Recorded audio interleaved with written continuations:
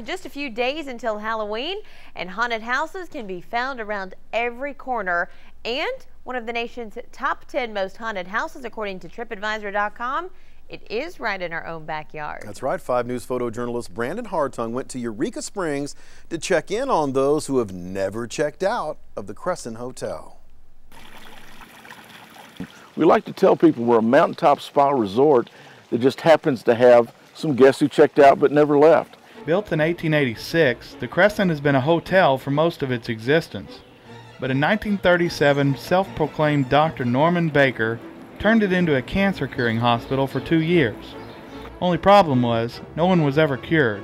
He buried more people than he cured. In fact, I don't think he cured any, but that gives some of the infamy to the hotel. One thing that remains from the hospital is the morgue, and it's considered one of the most paranormally active places in the hotel. I kind of refer to this as the tunnel of sadness, because this is where they would bring the bodies, you know, the patients that had died. While in the morgue, you can still see the autopsy table where many experiments were done on patients, and a freezer and storage room that stored body parts. This is also where the ghost hunters from the Sci-Fi Channel caught what is now a famous image of a man-shaped apparition peeking through the doorway. They were standing right about here with their thermal imaging camera. They looked over here and saw this apparition just kind of looking at them like, "What are you doing in here? This is my place. What are you doing?" And that number 2 was just glowing. And they came and tried to debunk it. They thought it might have been a reflection of their bodies or something, but they couldn't do it. And that's what they refer to as the holy grail of ghost hunting.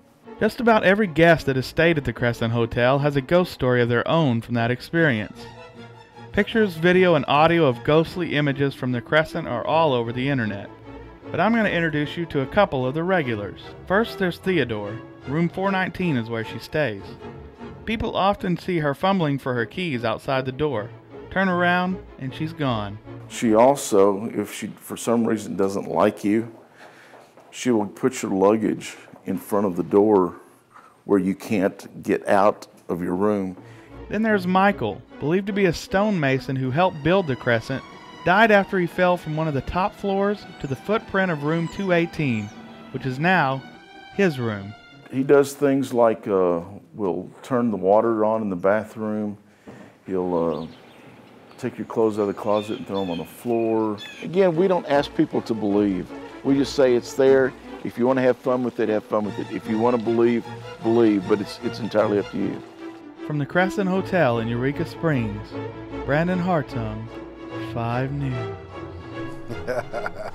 Very nice, Brandon. The Crescent Hotel was named as one of the ghost hunters' favorite places to ghost hunt, so they're considering coming back again in the very near future. Now, when you go, they say take your ghost tour. Be sure and bring your picture camera and video camera to record what you see and what you can't see. In high school, I had a coach who actually used to live in Eureka Springs, and he lived across from the Crescent Hotel, and he had quite a few scary stories up his sleeve to tell about that place. I tell you what, when Brandon went, he was telling me before we came out here, he wasn't sure what to think, wasn't sure whether to believe or not, but while he was there, he recorded a couple of voices that he didn't hear when he was there, but there's some voices that were recorded on the camera, and he pumped them up, and it sounds like one little kid is laughing and sound like another guy said something creepy. And he says if he had the chance to stay there, he says he would pass. Nice place. That gave me the goosebumps. Yeah, he's a little bit creeped about it. Yeah, I think most people are.